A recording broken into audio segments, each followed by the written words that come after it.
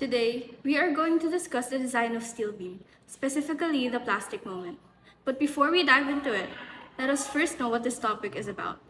The design of a steel beam involves determining the size, shape, and material properties to ensure that the beam can safely support the applied loads without excessive deflection or failure. The design process follows specific engineering principles and standards, such as those provided by codes like the American Institute of Steel Construction, or AISC.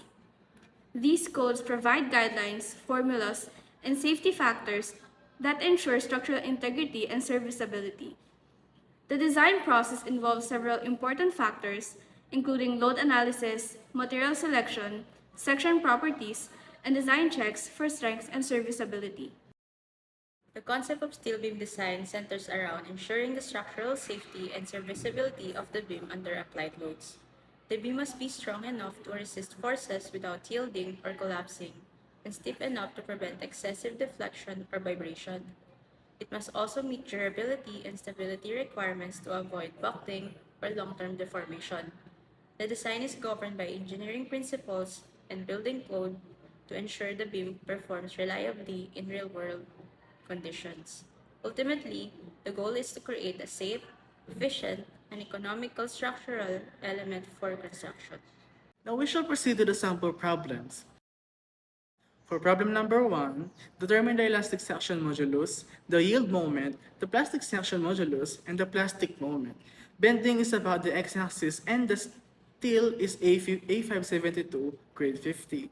Step number 1, which is the letter A. In step number 1, we should find the I, the D, and the area. To find the I, by multiplying the length and height of the upper flange and divide it by 12, which is given in here. Since we are using inches, we should divide it by 12. Same with the lower flange, same process. And for the web, we need to multiply the width and the height in cube. Divide by 12, of course. For the area, just a simple computation, just height and base. And then next, for the D. For the D, what about the D? Here is a figure of finding the D. The height of the web is 12 inches, right? So by finding the middle of it, we get 6 inches. Then we will add the middle height of the upper flange, which is 1 inches, since we divided by 2 inches by 2. Next is the column. This last column, the I plus AD squared. We need to add the 1.5, which is the I, to the 18 multiplied by 7 squared from both area and the D. And then we get the 883.500. Same process from the lower flange and the web. To end this step, we need to sum it all up and we get 19110. Step number 2, which is the letter B. In this step, we need to find the My or the yield moment, which is this one. So we have S is equal to I over Y, also here, is equivalent to C. So how to find the C? Let's see this another figure in here, this one. So in this figure, looking at the center between 12 inches, we got 6, right? Then we will add the whole height of the upper flange as it equals to 8 inches. This is it. And so we got 1911 inches to the 4th power over 8 inches is equals to 238.875 inches cubed. Then to get the My, we have Fy multiplied by S, which are equivalent to Fy as the 50 kips given by the problem, and S is the 238.875 inches cubed. So My is equals to 11943.750 divided by 12. Because of course we are in inches, it is equal to 995.313 K feet. Step number 3. In here, we need to find the area, the Y, and the multiplied. This is the area, the Y, and the multiplied by Y. So finding the area, basic, we all know that. Then for the Y, so to find the Y, we have another figure here for finding the Y. P and A is the center of the steel beam or the plastic neutral axis. PNA is given at the center, which will be then 6 inches in half. But that's not what we want to look for. We need to look for the center of another center, which is the 3 inches. Then for the upper flange, we just need to add the center of the upper flange to the 6 inches. Then we get the 7 inches. For the AY, we just need to multiply the A and the Y, which are 18 multiplied by 7 and 3 multiplied by 6. Then sum it all, we get to 144. For the last step, this is where we need to find the MP or the plastic moment. To find the Y or Y with the line, you see that Y with the line, 144 divided by 24 is equals to 6 inches. And the small a, which we can just multiply the Y with the line with 2, then we get the 12. For the plastic modulus Z, Z is equal to 24 multiplied by 12, we get 288 inches cubed. Then for the MP, the last one, for the MP, we just need to use the 50 cubes, which was given in the problem, which is 50 multiplied by 288, then we get 14,400, and then divided by 12, then we get the 1,200 feet cubes. Next, problem number 2, calculate the shape factor S for a beam cross-section shown in the figure. In here, we only have 3 steps as we follow the American Institute of Steel Construction. The figure shows 140 millimeters in width, which are the upper and lower flange, 9 millimeters width for the web, 400 millimeters in height, and 16 millimeters for the flange.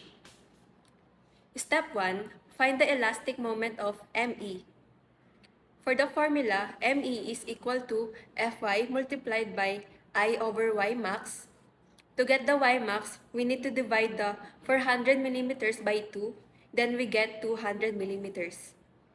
For the I, 2 is multiplied by 140 multiplied by 16 cubed over 12 plus 140 multiplied by 16 multiplied by 200 minus 8 squared plus 9 multiplied by 368 cubed over 12. Then we get 202,623,317.3. We divide it by 1 million, we get 202.63 times 10 to the power of 6 millimeters cubed. Then, for the ME, here is the formula. 202.63 times 10 to the 6th power divided by 200 is equal to 1,013,150. Divide it by 1 million, we get 1.013 multiplied by 10 to the 6th power Fy. Step 2. Find the plastic moment or the MP.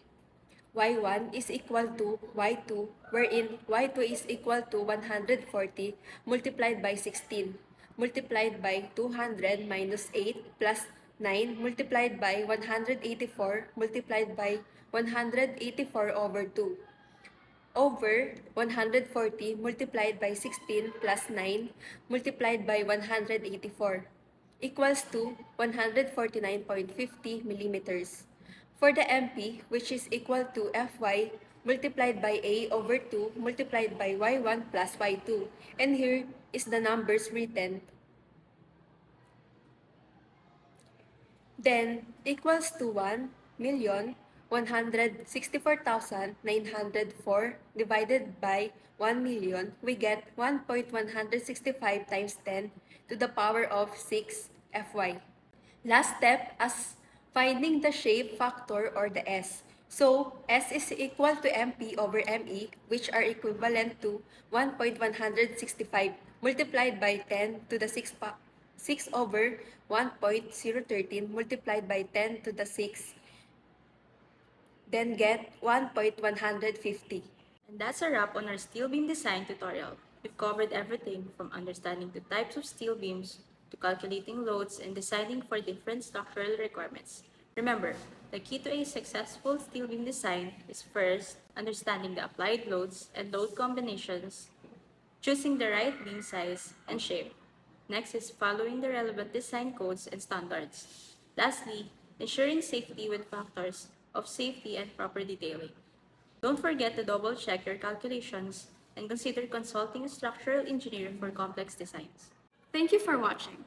If you found this content helpful, please make sure to give this video a thumbs up and share it to your peers. This is Group 3 of AR 402, and remember, keep building safe and strong, and see you in the next video.